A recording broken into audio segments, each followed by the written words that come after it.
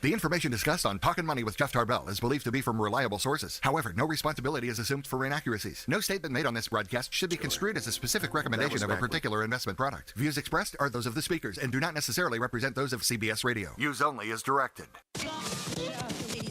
Smiles, everyone. Smiles. And prepare yourself for... Show me the money! Ladies and gentlemen, the radio broadcast experience designed to keep your wallet in top condition. It's Talkin Money with Jeff Tarbell. Talkin Money. Talkin Money. More money, more money, more money. And now entering the studio, your guru for fiscal fitness, Jeff Tarbell. Yeah, how you doing? Good morning. Weather's a little better. We'll get a chance to get out on the bike without getting like riding in a blow dryer there. All right, well, let me get my headphones here. I can hear my left ear, my right ear. I'm over here now. How are you? Good. Jeff Tarbell, John Fargo in for another Saturday. Cool down Saturday. Yeah, I feel now we got this thing blowing on us too. I feel like we're we're back out there in the hangtown. How are you? Our numbers, if you want them, 339-1140, 1-800-920-1140. Or you can text me at 441140. I have got a lot of stuff to give away today. 5 pair of tickets up to the next Saturday up at the amphitheater at the Hellwig Winery in Amador, Jackson. Is the band Renegade, which is a tribute to Styx, and it's not next Saturday. It's 2 Saturday. Okay, got you. I'm not good with numbers or calendars apparently. 2 Saturdays from now, July 28th, 8 o'clock, 8 p.m. out in their outdoor amphitheater. Great place. Even if it's warm out, by 8 o'clock it'll be cool. And of course, Amador and Jackson's a little higher, so it'll cool down a little quicker up there. So I've got 5 pair of those tickets coming up here during the show today, so hang in for that. Got some River Cats to give away. I've got our Mix It Up beverage machine. We're getting all kinds of stuff to do. I think we've been so busy yakking, we haven't given away as much stuff we're supposed to. So we're going to get it all in today and get your phone calls in here as well. Got a lot of things to cover. Big news of various sorts this week in the mortgage industry. I saw in today's Sacramento Bee right on the headline. Mortgage rates hit record low as of Thursday. I'm not exactly sure where all these things come from. So when you read stuff like that, I always caution you that by the time it hits the newspaper, it's old news. And so you have to be a little bit – I tried to read through the article and find out, where their news was coming from and what was being reported. But certainly, rates are just – stupid phenomenal. Good. Yeah, stupid phenomenal. Whether they were the lowest Thursday in history, I didn't pick up on that. I think and I was trying to go back and see, okay, when are they picking up this report from? Was this a report that was reported Thursday, which was from last month? Was it from last week? Was it from last Wednesday? It didn't say in there, so I'm not sure. So those of you who are, in contract now or in escrow or you have your rate locked and I know on Monday, I can tell you right now that everybody's going to call and say, yeah, rates hit the bottom on Thursday. And the bottom could have been less than 1/8 of a point, not in rate, but in cost. Just to get there. So there wasn't any dramatic activity on Thursday. That report happened to hit. And when you see those, what the hard part is what you don't know is, okay, what goes into that report? Is that a nationwide average? Is that the median rate? And what it doesn't say, and most often they usually will put in the report in their articles there, is at what cost was that rate. So I think what Freddie was reporting was the average rate being sold, to them, which could mean that John walked in and paid 2.5 points to get a rate, and I walked in and said I want a no-cost loan, and I got a different rate. And so so you look down at the average rate that Freddie's picking up the loan at. So you got to be careful of those, and credit scores and all those things vary in them too. But certainly the good news is for those of us that are in the industry and those of us that are borrowing, those of us that are buying and refinancing, that rates remain phenomenal. Absolutely. So that's the good news of the week. Hot like the weather. Yeah, blow dryer like the weather. I did see. Well, I'll come back to that in a little bit. I had a chance to go down to San Francisco on Tuesday and Wednesday, and in San Francisco they host what's called the Western Secondary Mortgage Conference, which my wife will determine is a bunch of old guys in dark blue suits, boring as hell. And so I took my wife down with me this time, and so she can see exactly the rager that goes on at the Western Secondary Conference. No longer will she be going with me, I don't think. But anyway, but what you do find out is you do get a chance to talk to and meet with a lot of people in the industry on various levels, and frankly, a lot of them, if not most of them, are not on the same level of the business that I am, which means they're not out talking to the consumer every day. They're not out. You got it fixed? Oh, nice. They're not out on the retail end of things. They're mostly people that are kind of behind the scenes, if you will. They're the people that are buying the mortgages and just the secondary, the kind of the back end of things, people that you wouldn't maybe never see. And it gives me a good opportunity to really learn a lot more than I ever think I will. And because when you're like any job, when you're out day to day, my job is to talk to people that call in, help them get a purchase, help them do a refinance. So your head's kind of down, you're kind of running, doing what you know how to do, and you generally don't look up unless someone puts a wall in front of you or says, hey, look up and this is going to be a problem. So, and that's not my job in my company. My job in general is not kind of the behind the scenes stuff. My job is to get out there and be on the public side of things and get business. And so it's an interesting, break for me to say, okay, wait a minute, stop what you're doing and let's look at where this business is going and things you should be concerned about. So that's really why I go. I learned something about something I don't know. Which is, open your eyes a little bit. Yeah, which is, I usually open my mouth first. This side I open my eyes first.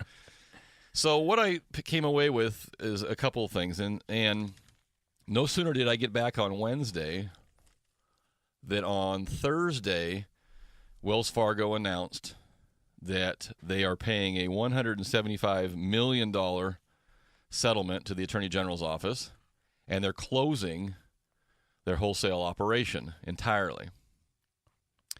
And that fell right in line with things that I had picked up during the week. So I'll talk about the Wells Fargo issue first because it's probably the biggest bombshell in our industry for the week and how it affects you. So Wells Fargo has agreed to settle or pay about $175 million fine. And there's a combination in there of fine and money for other sorts of things. And by the way, they're not the first to do it. B of A paid $335 million, almost twice as much, end of last year. So Wells Fargo pays $175 million fine. Now, what did Wells Fargo do? Well, according to the settlement, Wells Fargo discriminated against primarily minority borrowers by charging them higher fees than others or pushing them toward subprime borrowing, which could be higher rates and fees. It could be some combination. So, quote unquote, Wells Fargo is paying a $175 million fine for discriminating against, I'm not sure if it's just African Americans or Hispanics, or I think they just label it minorities and minority communities. And this is between 2004 and 2009, I believe. Right. So, so we can say Wells Fargo is bad. They should have done these things. They're bad. But if you, again, it helps if you can read. And I'm not great with numbers.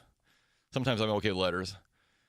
When you read behind the scenes and you find out Wells Fargo didn't loan these people money. Right. I mean, Wells Fargo did loan them the money. It was their money. But Wells Fargo wasn't the originator on these loans.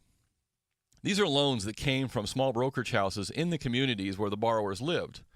In effect, the people in their own community screwed their own community.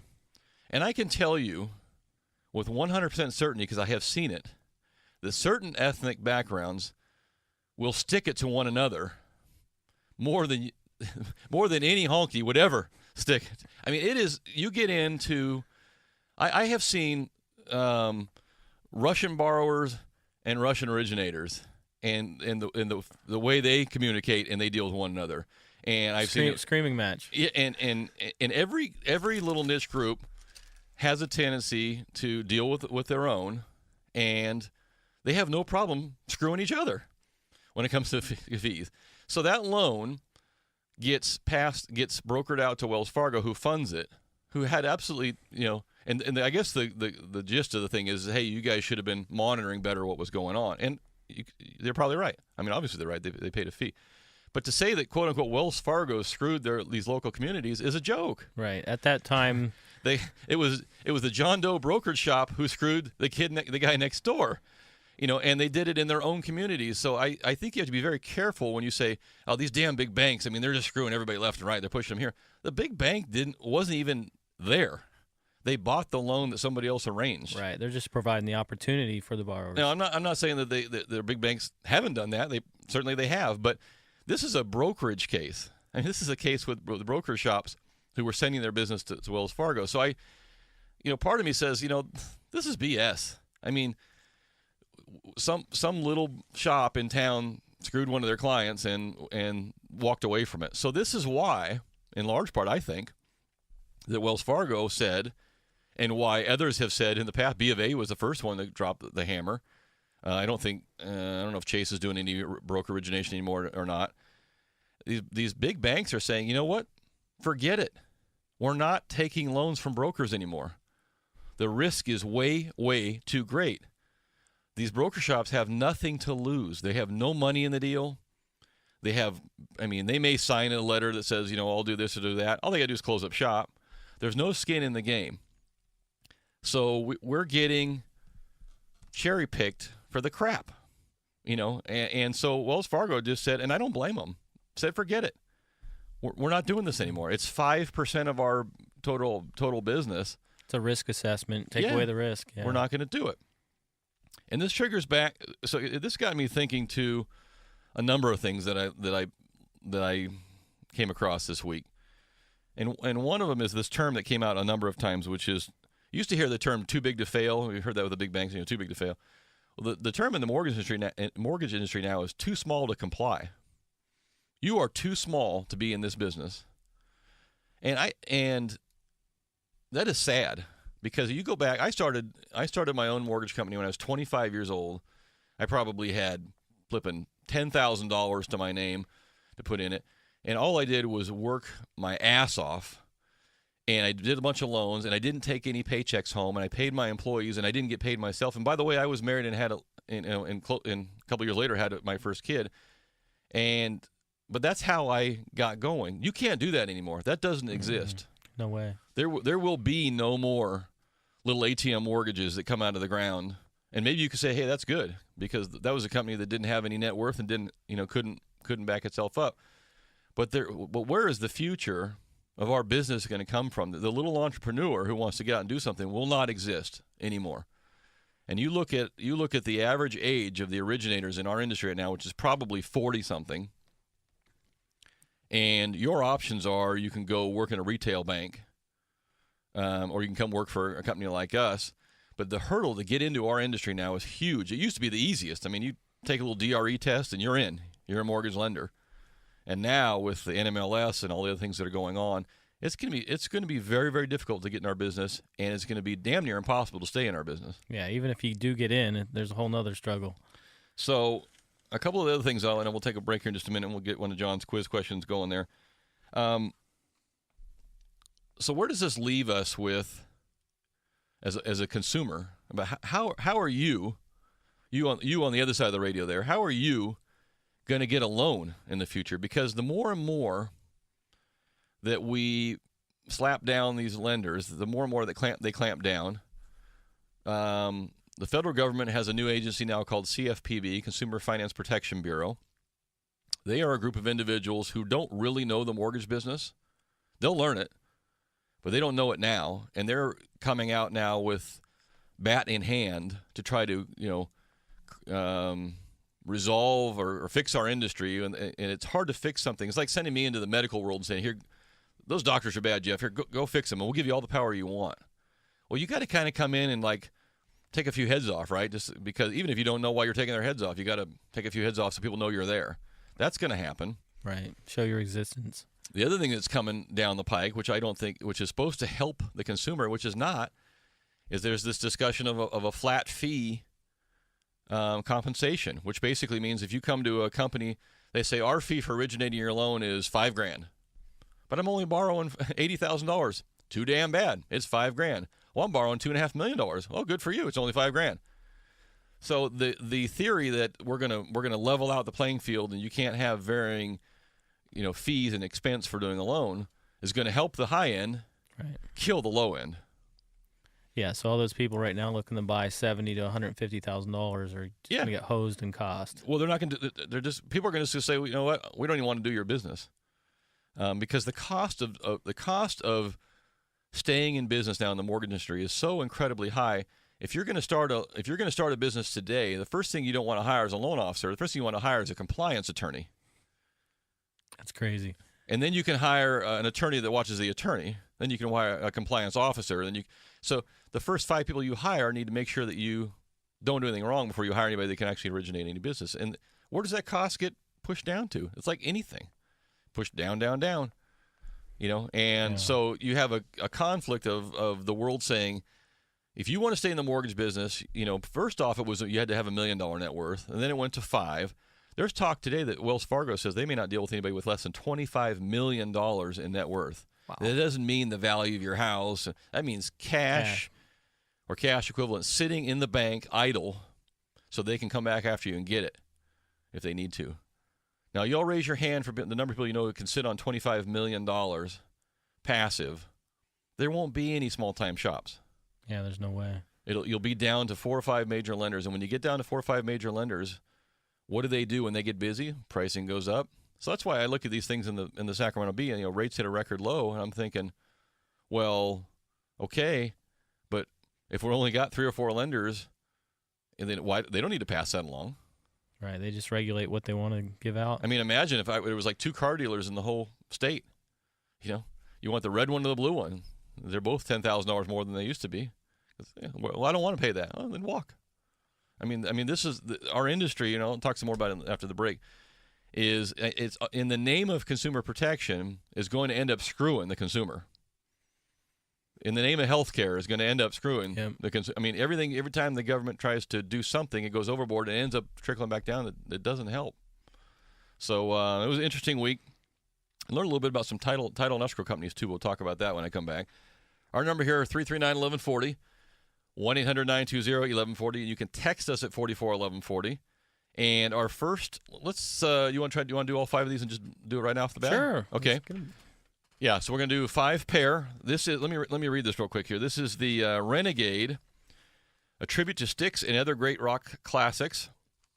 Renegade is a Sacramento-based group, will be up at the amphitheater concerts at Hellwig Amphitheater in Plymouth, which is about 45 minutes away from Sacramento and in the Amador wine country. This is Saturday, next 2 Saturdays from now, July 28th. Each ticket we sent out is good for 2 people, and they play top songs from Journey, Boston, REO, Speedwagon, Kansas, Doobie Brothers, Night Ranger, and Edgar Winter. And Aquanet is not included with your tickets. So if you're going to do the O'Hare Band stuff, you got to come with your own Aquanet. So our quiz question, Johnny, what do we want to do there and we'll give away the first 5 winners. So we're going to talk about London 2012, and a lot of activity going on now. You're starting to hear more and more about it as it's I think a couple weeks away. The Olympics, yep. So the question is, what is the amount of hours that NBC has devoted now to streaming TV, number of hours shown for the Olympics? And I'll give you, so how many hours? This is what they're projecting for the 2012? Yeah, okay, so that's any online activity, that's any TV, okay. So so just give you an idea. So in 1996, there was 171 hours. That's not then wrong. in 2000, there was 442 hours. In Athens, 1,210 hours. I won't talk about Beijing because it grew. But Okay. what in London is going to be the amount of hours? Do they predict they'll have on total coverage, huh? Yes. So it's more than 1,000 something because that was More than 1,000. Okay, so we'll take the close. If they're within 500 hours, you can take the first 5. 339-1140, 1-800-920-1140. You can text me at 441140. We'll take the first 5 winners and make sure you can go Saturday, July 28th to the Renegade concert. Bring your lighter, bring your Aquanet, but don't use 2 at the same time. You'll blow your face clean off. We'll be right back, Jack.